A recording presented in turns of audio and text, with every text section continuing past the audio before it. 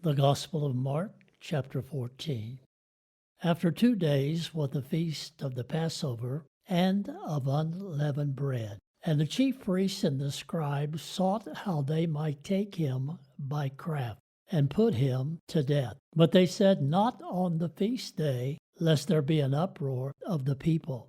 And being in Bethany in the house of Simon the leper, as he sat at meat, there came a woman having an alabaster box of ointment of spikenard, very precious, and she brake the box, and poured it on his head. And there were some that had indignation within themselves, and said, Why was this waste of the ointment made? For it might have been sold for more than 300 pence, and have been given to the poor. And they murmured against her. And Jesus said, Let her alone. Why trouble ye her? She hath wrought a good work on me. For you have the poor with you always, and whensoever ye will, ye may do them good. But me ye have not always. She hath done what she could. She is come aforehand to anoint my body to the burying. Verily I say unto you, wheresoever this gospel shall be preached throughout the whole world, this also that she hath done shall be spoken of for a memorial of her. And Judas Iscariot, one of the 12, went unto the chief priests to betray him unto them. And when they heard it, they were glad, and promised to give him money. And he sought how he might conveniently betray him. And the first day of unleavened bread, when they killed the Passover, his disciples said unto him, Where wilt thou that we go, and prepare that thou mayest eat the Passover? And he sendeth forth 2 of his disciples, and saith unto them, Go you therefore into the city, and there shall meet you a man bearing a pitcher of water. Follow him, and wheresoever he shall go in, say ye to the good man of the house, The master saith, Where is the guest chamber, where I shall eat the Passover with my disciples? And he will show you a large upper room furnished and prepared. There make ready for us.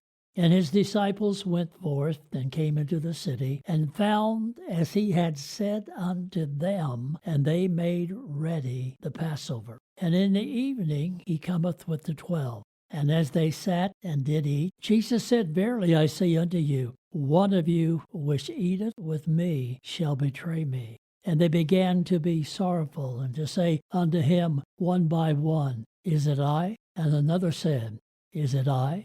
And he answered and said unto them, It is one of the 12 that dippeth with me in the dish. The Son of Man indeed goeth, as it is written of him. But woe to that man by whom the Son of Man is betrayed. Good were it for that man if he had never been born.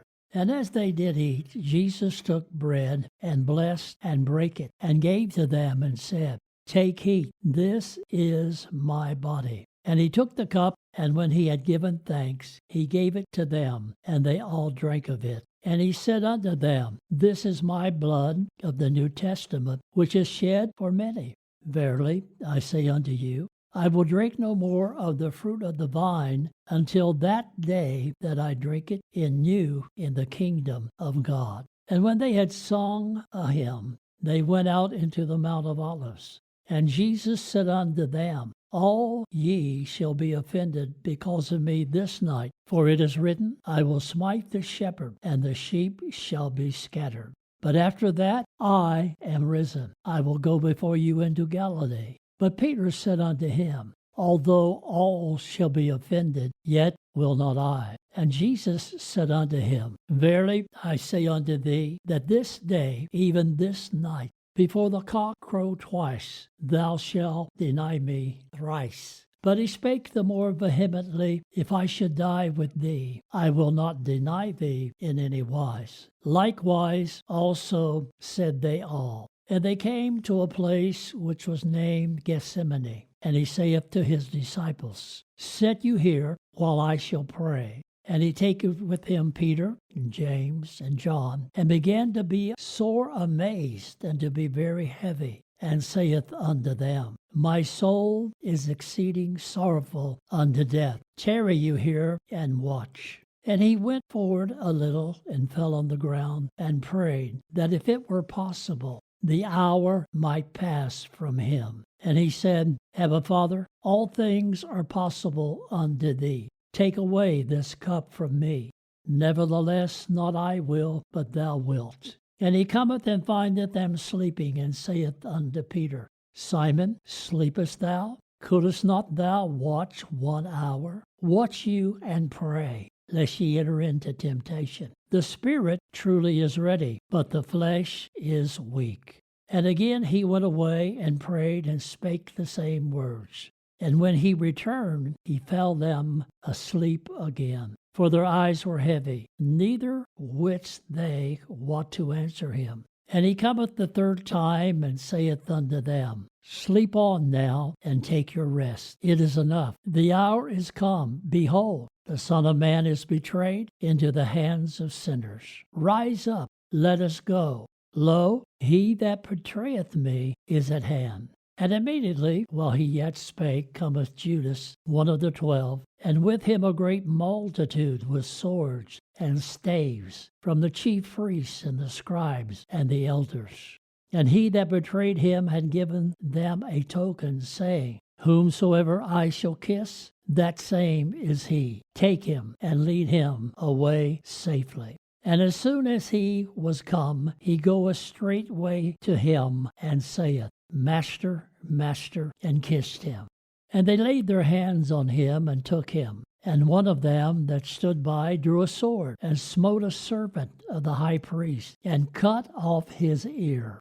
And Jesus answered and said unto them, Are you come out as against a thief with swords and with staves to take me? I was daily with you in the temple, teaching, and you took me not, but the scriptures must be fulfilled. And they all forsook him and fled. And there followed him a certain young man, having a linen cloth cast about his naked body. And the young men laid hold on him, and he left the linen cloth and fled from them naked. And they led Jesus away to the high priest. With him assembled all the chief priests and the elders and the scribes. And Peter followed him afar off, even into the palace of the high priest. And he sat with the servants and warmed himself at the fire. And the chief priests and all the council sought for witness against Jesus to put him to death, and found none. For many bare false witness against him, but their witness agreed not together.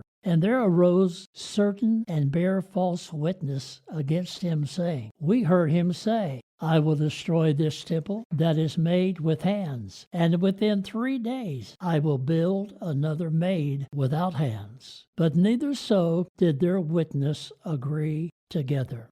And the high priest stood up in the midst and asked Jesus, saying, Answerest thou nothing? What is it which these witness against thee? And he held his peace and answered nothing. Again the high priest asked him and said unto him, Art thou the Christ, the Son of the Blessed? And Jesus said, I am. And ye shall see the Son of Man sitting on the right hand of power, and coming in the clouds of heaven. Then the high priest rent his clothes, and saith, What need we any further witnesses? Ye have heard the blasphemy. What think ye? And they all condemned him to be guilty of death. And some began to spit on him, and to cover his face, and to buffet him, and to say unto him, Prophesy.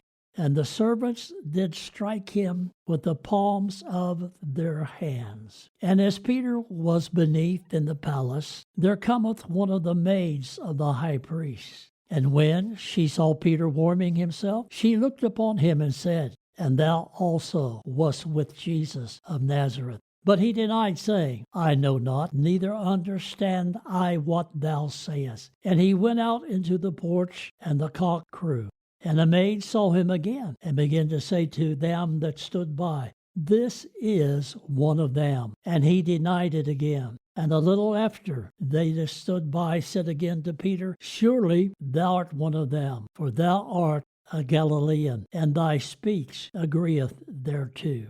But he began to curse and to swear, saying, I know not this man of whom ye speak. And the second time the cock crew, and Peter called to mind the word that Jesus said unto him, Before the cock crow twice, thou shalt deny me thrice. And when he thought thereon, he wept.